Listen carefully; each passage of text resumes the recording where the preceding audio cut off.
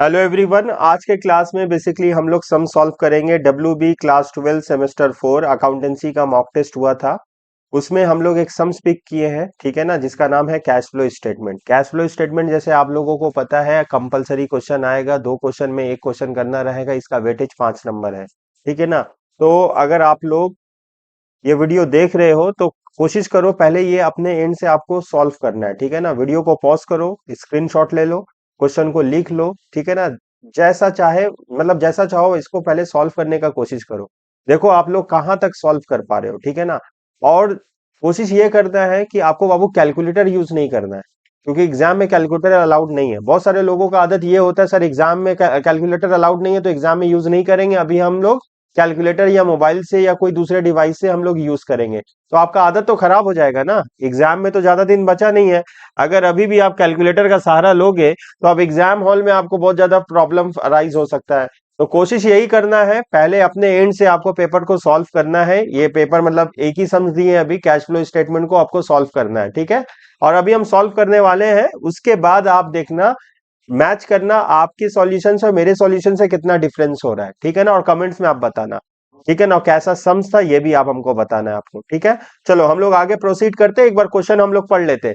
सब लोग आप जो बाबू मेरे सामने आप लोग बैठे हो सब लोग लिखना है, कोई ऐसा नहीं हो कि बच्चा नहीं लिखेगा, सारे लोग को इसको सॉल्व करना है, ठीक है। क्वेश्चन हम बताएंगे, पढ़ाएंगे, समझाएंगे, एक्सप्लेन करेंगे उसके बाद। एंड फॉर्मेट बहुत जरूरी है, अगर आप फॉर्मेट लिखते हो तो आपको पूरा मार्क्स मिलने वाला है, ठीक है ना। तो फॉर्मेट आपको स्केल पेंसिल के साथ बनाना होगा, जो फॉर्मेट क्लास में आपको बताया गया है।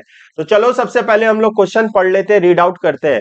क्वेश्चन में बताया गया है कि एक कैश फ्लो स्टेटमेंट का क्वेश्चन दिया है और क्वेश्चन का रिक्वायरमेंट है कि आपको cash flow from operating activities बनाना है।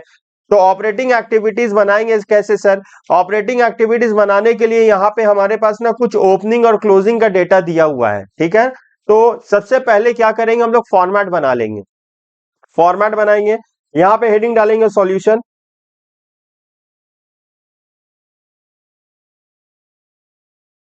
क्या लिखेंगे? Cash flow statement.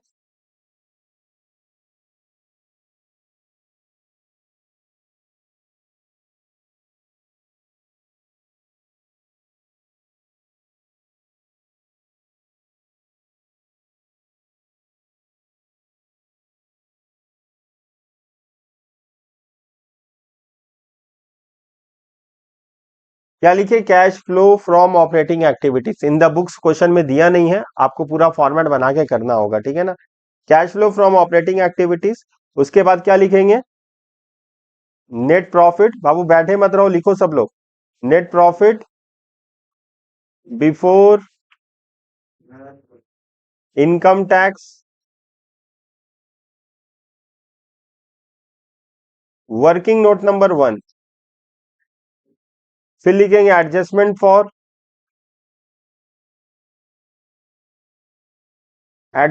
For non cash and non operating items,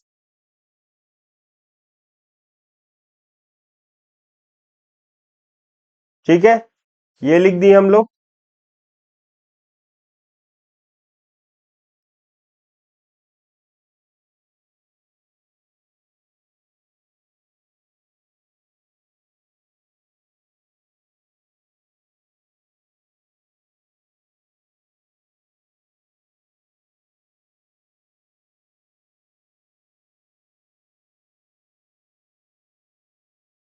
देखो फॉर्मेट कैसे बना रहे, फॉर्मेट बनाना होगा आपको भी, ठीक है। फिर थोड़ा सा ये गैप कर देंगे, जगह छोड़ देंगे, फिर नीचे क्या लिखने वाले बता। फॉर्मेट पता है ना आप लोग को भी? क्या लिखेंगे बोलिए? स्टेटमेंट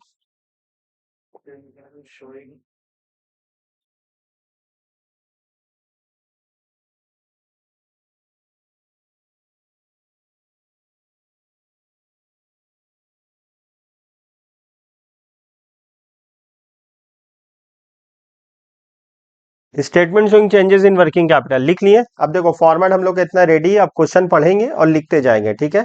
नीचे वर्किंग नोट नंबर बना लेंगे, वर्किंग नोट नंबर 1 बना लेंगे। और मेक श्योर जब आप वर्किंग नोट नंबर 1 बना रहे हो ना, तो आप लिखना working note number 1 before net profit before income tax, working note number 1, ये पूरा लिख लेना। चलो अब क्वेश्चन को फॉलो करेंगे, क्वेश्चन को पढ़ेंगे। क्वेश्चन को पढ़ेंगे बाबू, एकदम ध्यान दीजिए, क्वेश्चन लिख लीजिए। अब हम जैसे करवा रहे हैं, आप एकदम फोकस करो, अटेंशन दो, ताकि एक बार में आप सारा कुछ समझ जाओ। ठीक है। आउटस्टैंडिंग एक्सपेंस को पहले ये समझना होगा, ये ऑपरेटिंग एक्टिविटीज में जाता है, statement showing changes in working capital में जाता है। आउटस्टैंडिंग एक्सपेंस करंट लाइबिलिटी होता है। बात समझ में आया? आउटस्टैंडिंग एक्सपेंस को बोला जाता है करंट लाइबिलिटी। अब करंट लाइबिलिटी का कॉन्सेप्ट हम लोग पढ़े थे जब पढ़ाया गया था रेगुलर क्लास में। अभी तो हम सम सॉल्व कर रहे हैं, तो इन शॉर्ट क्या बताना चाहेंगे आपको? करंट लाइबिलिटी बढ़ेगा तो बढ़ाएंगे, घटेगा तो घटाएंगे। सर ये घटेगा बढ़ेगा पता कैसे चलेगा? इसका बैलेंस को देख के पता चलेगा। ओपनिंग में है कितना? 4000, ओपनिंग में है 4000, क्लोजिंग में है 1500, डिफरेंस आ रहा है 2500 का, 2500 का डिफरेंस आ रहा है। क्लियर है? सर कैसे समझेंगे ओपनिंग है? बाबू डेट से समझोगे ना। साल का स्टार्टिंग वाला डेट ये है, साल का एंडिंग वाला ये डेट है। एग्जाम में इनवर्स भी दे सकता है, उल्टा भी दे सकता है, तो आपको ऑलवेज डेट को देखना होगा। डेट के हिसाब से ओपनिंग एंड क्लोजिंग डिसाइड होगा। तो ओपनिंग में मतलब साल के स्टार्टिंग में कितना था और साल के एंड में कितना हो गया? 1500। तो डिफरेंस, वी नीड डिफरेंस, हम लोग को डिफरेंस का रिक्वायरमेंट है। What is the difference? 2500। तो ये घटा या बढ़ा? घटा। तो लिखेंगे डिक्रीज इन, चलो मेरे साथ लिखो, सब लोग लिखो बाबू, लिखेंगे डिक्रीज इन, डिक्रीज इन, किसमें डिक्रीज हुआ? आउटस्टैंडिंग, क्या लिखा हुआ है? आउटस्टैंडिंग एक्सपेंसेस कितना लिखेंगे? 25। बाबू ब्रैकेट में लिख देंगे, ब्रैकेट का मतलब निगेटिव, ब्रैकेट का मतलब निगेटिव, याद रहेगा। चलो कंप्लीटेड, अब इसको टिक मार देंगे। चलो दूसरा है गुडविल। अच्छा गुडविल एक ऐसा चीज है ना जिसमें बहुत सारे लोगों को बहुत ज्यादा इशू होता है। अब एकदम फोकस करो, हम क्या बोल रहे, आज से आपका प्रॉब्लम खत्म, प्रॉब्लम सॉल्व हो गया। गुडविल रिलेटेड जो भी इशू होगा अभी हम सॉल्व कर दे रहे। सबसे पहले ये देखना होगा गुडविल का बैलेंस ओपनिंग में कितना है। सर 60,000 है और क्लोजिंग में है 40,000। तो यहां साफ तौर से क्लोजिंग मेरा घट गया। जब भी गुडविल का वैल्यू घटेगा तो ये रिटर्न ऑफ होता है, अमोर्टाइजेशन होता है। क्लियर है? अमोर्टाइजेशन का मतलब ही होता है रिटर्न ऑफ। अगर आप इतना भारी वर्ड याद नहीं कर पा रहे हो तो रिटर्न ऑफ लिखिएगा, marks will not be deducted for it, right. तो हम लोग क्या कर लेते हैं, पहले लिख देते हैं गुडविल रिटर्न ऑफ, फिर इसके बारे में और समझाते हैं हम लोग। क्या लिखेंगे? Goodwill return of. क्या लिखेंगे बाबू? गुडविल, सर लिखेंगे goodwill return of, return of. बताओ डिफरेंस अमाउंट कितना है? सर 20,000, तो 20,000 यहां पे आ जाएगा। अच्छा अब इससे एक क्वेश्चन और बन रहा है। अच्छा अगर साल उल्टा होता, उल्टा मतलब साल के स्टार्टिंग में होता 40,000 और साल के एंड में होता, ईयर एंड में होता 60,000, तो ये होता परचेज ऑफ गुडविल। ये जाता इन्वेस्टिंग एक्टिविटीज में, निगेटिव में जाता। क्लियर है? गुडविल का वैल्यू घटेगा तो ऑपरेटिंग एक्टिविटीज में लिखेंगे। अगर गुडविल का वैल्यू क्या होगा बोलो तो? बढ़ेगा, इंक्रीज होगा, तो उसको ऑपरेटिंग एक्टिविटीज में नहीं लिखते हैं, उसको इन्वेस्टिंग एक्टिविटीज में लिखते हैं। वो होता है purchase of goodwill, outflow of cash, bracket में लिखेंगे, निगेटिव में लिखेंगे। सर अगर क्या होगा, ओपनिंग एंड क्लोजिंग दोनों में सेम बैलेंस है तो उसको कुछ नहीं करना होगा। नॉट ओनली गुडविल, कोई भी आइटम में जो क्वेश्चन में आपको दिया है जहां पे ओपनिंग एंड क्लोजिंग दोनों सेम है, उसका कोई भी ट्रीटमेंट नहीं होगा कैश फ्लो स्टेटमेंट में। बात समझ में आया? मान लो कोई भी अमाउंट ओपनिंग और क्लोजिंग दोनों सेम लिखा हुआ है, उसको छोड़ देंगे, उसको टच नहीं करेंगे। बात समझ में आया? गुडविल हो चुका है। अच्छा इसमें भी बहुत सारे लोग कंफ्यूज हुए होंगे। एडवांस इनकम रिसीव, बाबू इनकम ज्यादा रिसीव कर लेने से आपके लिए लाइबिलिटी होता है। ये क्या है? लाइबिलिटी है, करंट लाइबिलिटी है। और करंट लाइबिलिटी भी है आउटस्टैंडिंग एक्सपेंस, दोनों का नेचर सेम होता है। करंट लाइबिलिटी बढ़ेगा तो बढ़ाएंगे, घटेगा तो घटाएंगे। अब देखो साल की स्टार्टिंग में था यहां पे 2800 और साल के एंड में हो गया है 5,000। अगर डिफरेंस देखेंगे तो कितना आ रहा है? 2200, 2200 का डिफरेंस आ रहा, मतलब घटा या बढ़ा? बढ़ गया, इंक्रीज हुआ। तो हम लोग भी इंक्रीज लिखेंगे। कितना से इंक्रीज हुआ? बोलो कितना से इंक्रीज हुआ? अरे देख के भी नहीं बोलोगे। 2200। क्या लिखेंगे? इंक्रीज, इंक्रीज इन, बाबू अपने आप को थामो। Increase in advance income receive.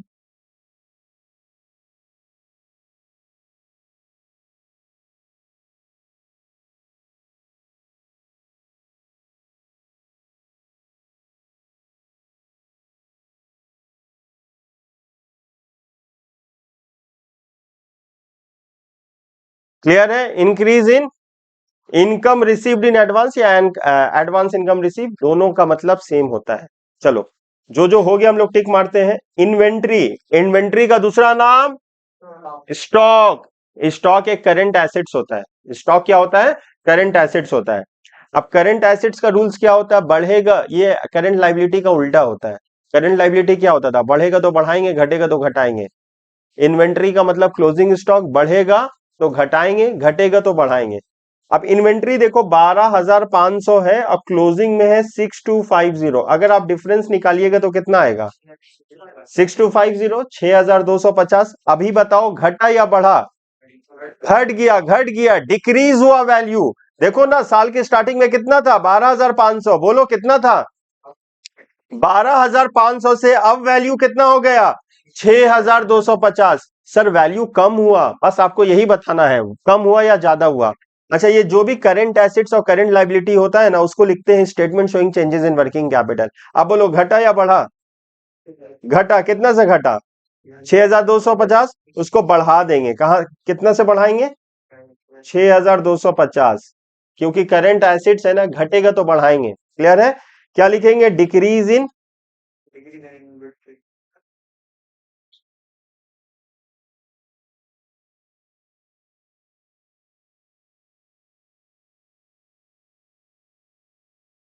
चलो आगे चलते हैं। इन्वेंट्री के बाद हम लोग का है क्रेडिटर। इन्वेंट्री के बाद क्या है? क्रेडिटर। साल की स्टार्टिंग में 1,80,000, साल के एंड में है 2,20,000। डिफरेंस है 40,000।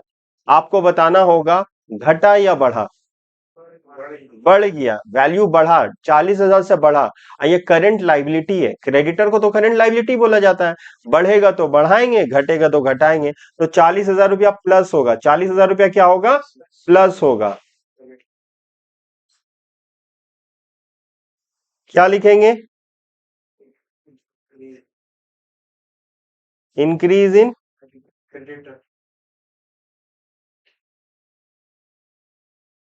लिख दिया 40,000। चलो आगे चलते हैं।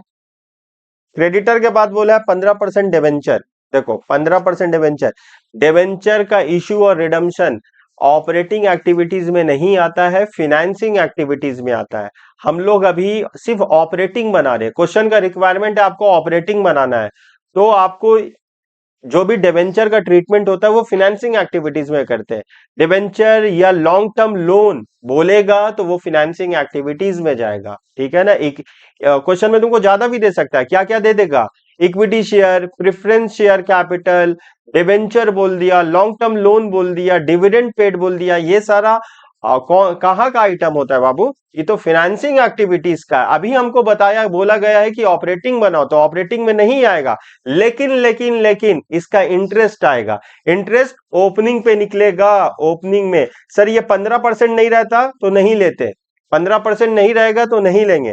15% सिर्फ ओपनिंग पे निकालेंगे। 3 लाख का 15%, 45,000 रुपया, 45,000। क्लियर है?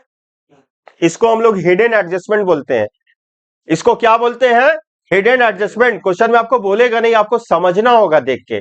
सर क्वेश्चन में 15 का जगह 20 होगा तो 20% निकाल लेना। सर परसेंटेज ही नहीं हुआ तो मत निकालना। वैसे भी तो डिबेंचर होता है हम लोग का फिनेंसिंग एक्टिविटीज, वो ऑपरेटिंग एक्टिविटीज में तो आता नहीं है। अगर इंटरेस्ट बोलेगा तब ऐड कर देंगे। सर ये क्यों ऐड करे, क्या लॉजिक है, वो तो हम लोग रेगुलर क्लास में पढ़े हैं ना। अभी तो मेरा ऑब्जेक्टिव है कि खाली आपको सम्स को सॉल्व करके दिखाना है। चलो कितना आएगा? कितना आएगा इंटरेस्ट ऑन डिबेंचर?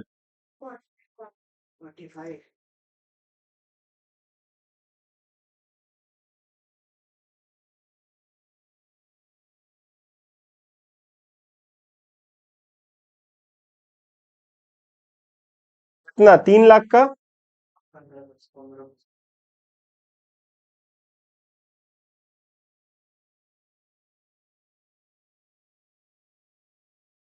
ठीक है, 45,000 रुपया। चलो आगे चलो।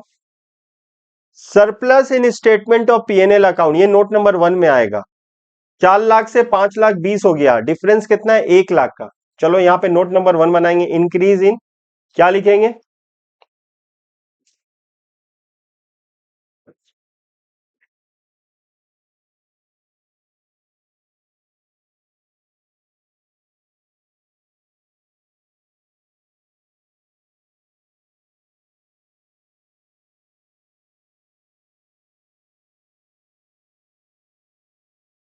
क्लोजिंग माइनस ओपनिंग, क्या होता है ये?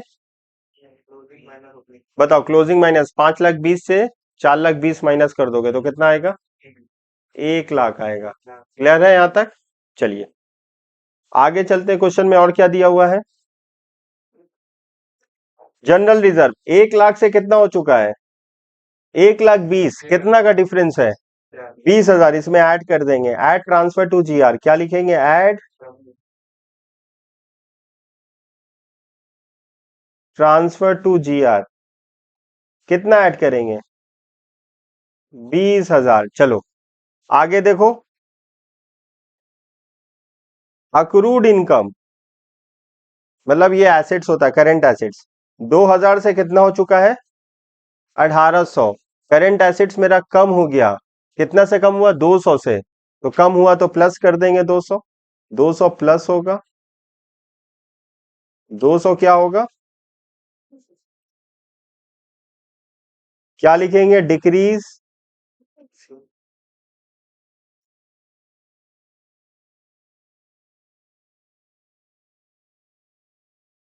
अक्रूड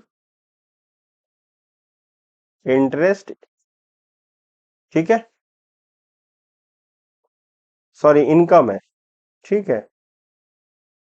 अगर क्वेश्चन में इंटरेस्ट बोलेगा तो इंटरेस्ट लिखना, इनकम बोलेगा तो इनकम लिखना, दोनों में से एक लिखना जो रहेगा, कभी इंटरेस्ट बोलता है कभी इनकम बोलता है, ठीक है। चलो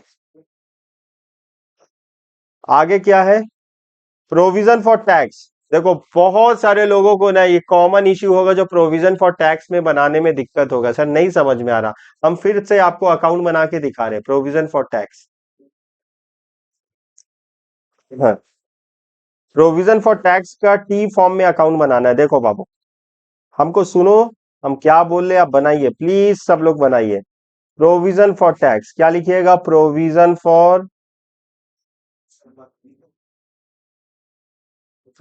फॉर टैक्स, ये डेबिट है ये क्रेडिट है, क्या लिखेंगे? बाई बैलेंस बीडी, क्या लिखने वाले हैं? बाई बैलेंस बीडी, ठीक है ना, इसका मतलब ओपनिंग बैलेंस।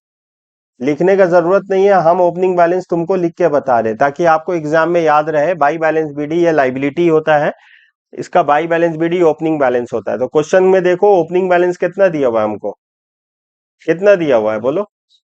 15,000 दिया है, तो 15,000 यहाँ पे लिख देंगे। एकदम ध्यान से बनाओ बाबू, बहुत इंपॉर्टेंट है और बहुत कंफ्यूजिंग है, बहुत स्टूडेंट के अकॉर्डिंगली। तो आपका कंफ्यूजन दूर होगा अगर आप अच्छे से समझते हो।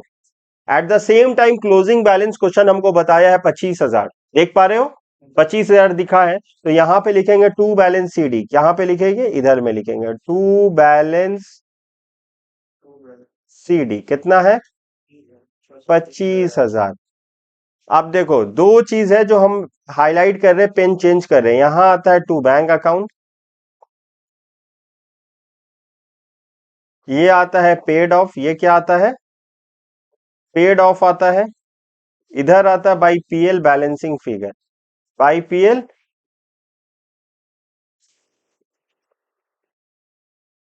ये by PL working note number 1 में आएगा ये। पहले इतना लिख लो और अब मेरा बात सुनो, 2 मिनट, अब इतना लिखने के बाद 2 मिनट लिखना बंद कर देना और मेरा बात सुनना, ताकि आपको इन फ्यूचर कभी भी इस तरीका सा ट्रीटमेंट आए तो आप आसानी से समझ पाओ। आपको अगर ओपनिंग क्लोजिंग बैलेंस दिया तो सबसे पहले इतना बना के रुकना, और देखना पेमेंट के बारे में कुछ बोला है, हम बार बार बोल रहे, आप मेरा बात समझने का कोशिश करो। इतना बनाने के बाद रुक जाना और कुछ मत लिखना। अब एडजस्टमेंट में पढ़ना, देखना पेमेंट ऑफ इनकम टैक्स के बारे में बोला है। अगर बोला है तो टू बैंक में, ये जो हम यहाँ पे है ना, टू बैंक में जितना पेमेंट बोला है इस बॉक्स के अंदर लिख देना है। सर मान लीजिए एडजस्टमेंट में नहीं देगा, तो अगर एडजस्टमेंट में नहीं देगा ना, तो ये वाला उड़ा के यहाँ पे लिख देना। सर किसको उड़ा के लिख देंगे? 15,000 को, टू जो बॉक्स है ना टू बैंक का, उसमें बॉक्स के अंदर 15,000 को लिख देंगे, मतलब ओपनिंग को ही पेड मान लेंगे अगर क्वेश्चन में पेमेंट ऑफ टैक्स नहीं बोलेगा। सबसे पहले क्वेश्चन का में हमको देखना होगा क्या पेमेंट ऑफ टैक्स बोला है। बोला है, गुड टू गो, बहुत अच्छा बात, यस, इस बॉक्स के अंदर जो बोला है वो लिख देंगे। अगर नहीं बोला है तो काहे चिंता कर रहे हो बाबू, अभी तो बताया। नहीं बोला तो ओपनिंग को उठा के लिख देंगे यहाँ पे। बात समझ में आया? चलो हम लोग को क्या करना होगा, बोला है या नहीं बोला है? सर पेमेंट ऑफ टैक्स तो बोल दिया, तो हम 15,000 को क्यों लिखेंगे? हम बोला बाबू पहले आप देखिएगा, खुद से सवाल जवाब करिएगा। बोला है पेमेंट ऑफ टैक्स, चलो पेमेंट ऑफ टैक्स बोला तो बॉक्स के अंदर क्या भरेंगे? 4,000। इन केस अगर वो 4,000 के बारे में जिक्र नहीं होता, अगर मेंशन नहीं होता, प्रोवाइडेड नहीं होता, तो हम लोग क्या लिखते हैं? जोर से 15,000 लिखते हैं। बात समझ में आया? अच्छा, अगर क्वेश्चन में ना मेड या प्रोवाइडेड बोलता, क्या बोल देता? अगर पेड बोलेगा तब क्या होगा? अब मेड और प्रोवाइडेड बोलेगा तब क्या होगा? मेड और, अगर मेड और प्रोवाइडेड बोलेगा तो बाई पीएल में लिखेंगे, अब बैलेंसिंग फिगर बैंक आएगा। अगर पेड बोलेगा तो हम लोग कहां लिखेंगे? ये पेड बैंक में लिखेंगे। क्लियर है? तो आपको क्वेश्चन में देखना होगा, पेड बोला तो बैंक में लिखेंगे, मेड और प्रोवाइडेड बोला तो कहां लिखेंगे? पीएल में लिखेंगे। अच्छा, एक चीज दिया रहेगा, एक बैलेंसिंग फिगर आ जाएगा, मतलब अगर आपको पेड दिया है तो बैलेंसिंग फिगर क्या आएगा? अरे पेड दिया है, बैलेंसिंग फिगर पेड आएगा, पीएल आएगा। अगर पीएल दिया है, पीएल को उन लोग कैसे बोलेगा? उन लोग पीएल नहीं बोलेगा, उन लोग क्या बोलेगा? मेड और प्रोवाइडेड। अगर मेड और प्रोवाइडेड बोल देगा तो बैलेंसिंग फिगर आप क्या निकालोगे? बैंक।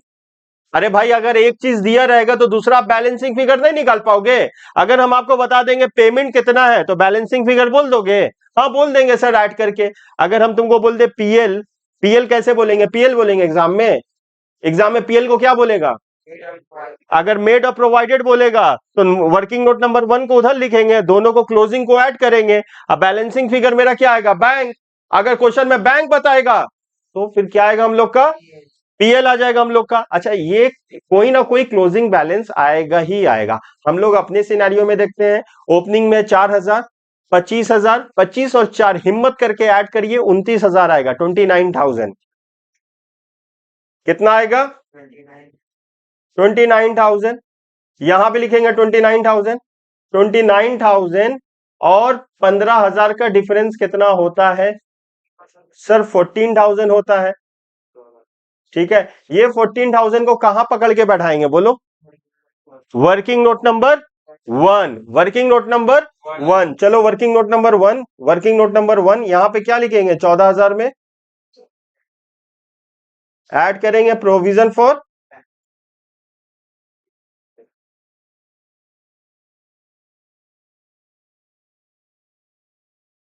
और कुछ है? पेमेंट ऑफ टैक्स कहां लिखने वाले हैं? आप लोग भूल गए, यहां पे लिखेंगे ना। क्या लिखेंगे? पेमेंट ऑफ,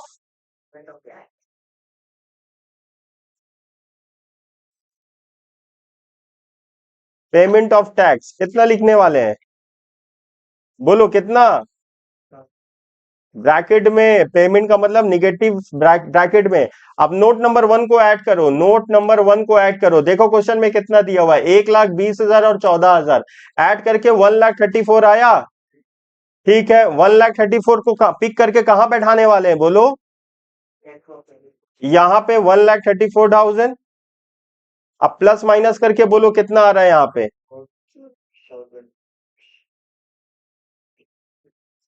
20,000 और 45,000 कितना हो गया? 65, 65,000। अब इधर देखो कितना आ रहा है, ऐड करो कितना आ रहा है बताओ हमको।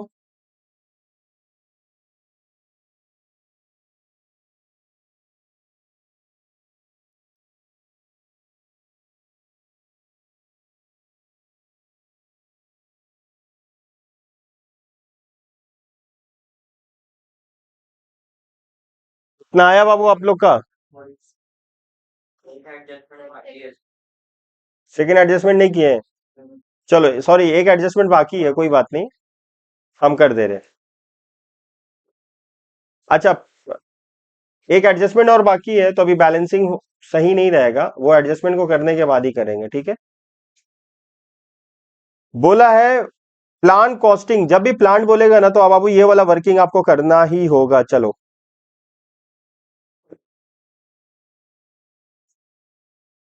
क्या बोलेगा प्लांट? लिखो कॉस्ट, सबसे पहले क्या लिखोगे? कॉस्ट,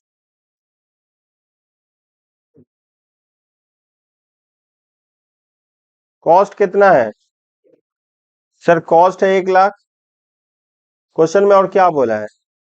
लेकिन आपको मालूम होता है कॉस्ट माइनस डेप्रिसिएशन होता है, और डेप्रिसिएशन का डेप्रिसिएशन से जो माइनस होके आएगा उसका बोला जाता है डब्ल्यू डी। डब्ल्यू का दूसरा नाम होता है बुक वैल्यू। डब्ल्यू का दूसरा नाम क्या होता है? Book value.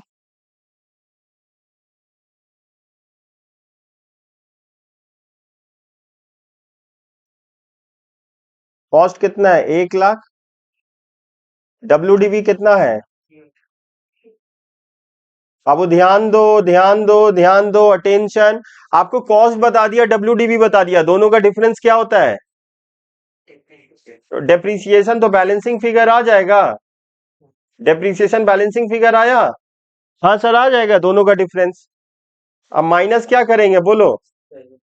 सेल कितना है?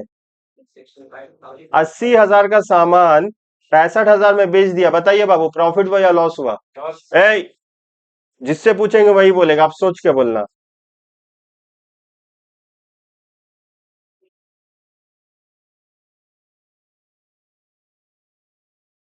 15,000 का प्रॉफिट या लॉस?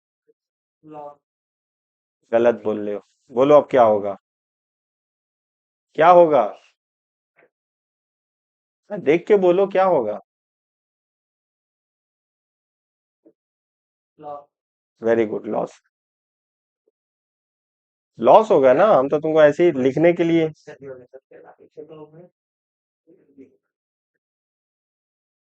क्या हो चुका है? लॉस। बात समझ में आया? लॉस को कहां लिख देंगे? चलो लॉस लिख देते हैं हम लोग यहाँ पे।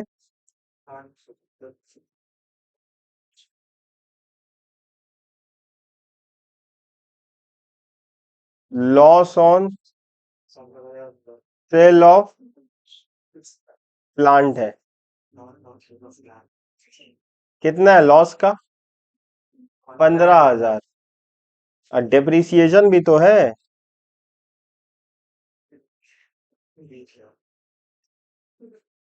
डेप्रिसिएशन कितना है? 20,000।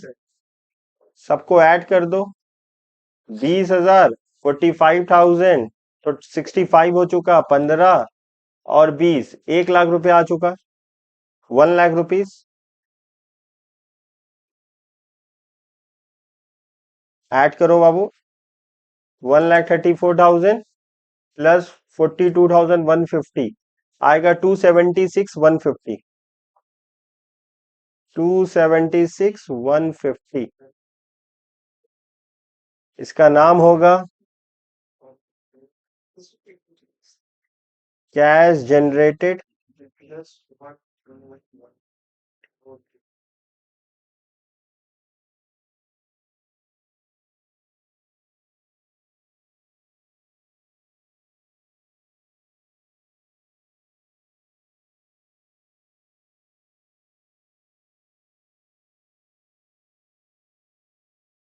बोलो यहां तक कोई प्रॉब्लम है?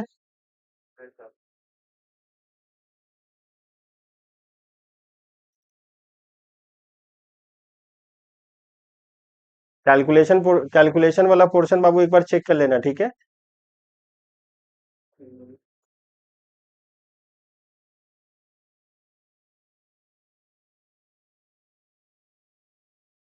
बोलो यहां तक समझ में आया आपको? एक चीज हम और ऐड कर रहे हैं बाबू, देखिए ध्यान दीजिए। अगर क्वेश्चन में ना प्रोविजन फॉर डिप्रिसिएशन दिया रहता, अगर क्वेश्चन में प्रोविजन फॉर डिप्रिसिएशन दे दिया रहता तो उसका डिफरेंस जो आंसर आता, यहाँ 20,000 के साथ आप ऐड करके तब लिखते हैं, ठीक है।